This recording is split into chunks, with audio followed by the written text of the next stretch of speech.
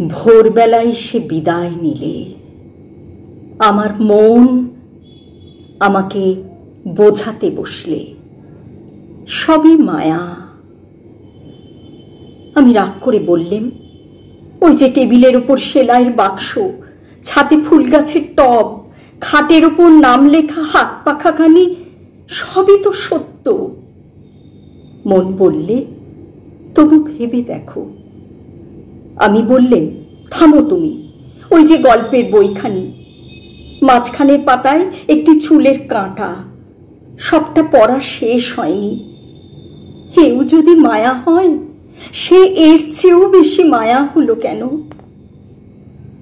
মন চুপ করলে। বন্ধু এসে বললে, যা ভালো তা সত্য, তা কখনো যায় না। সমস্ত জগৎ তাকে রত্নের মতো বুকের হাড়ে গেঁথে রাখে। আমি রাগ করে বললেম, কি করে জানলে? দেহ কি ভালো নয়?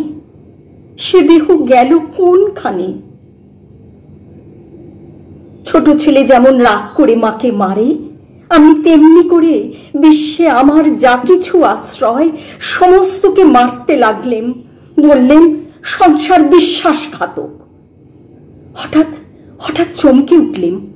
কে যেন বললে, অকৃতজ্ঞ।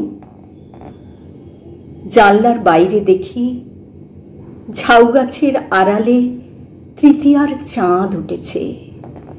যে গেছে যেন তারই হাসির লুকোচুরি। তারা ছিটিয়ে দেওয়া অন্ধকারের ভিতর থেকে ভৎসনা এলো। ধরা দিয়েছিলাম সেটাই কি ফাঁকি? আর একটু আড়াল পড়েছে সেইটিকেই এত জোরে বিশ্বাস।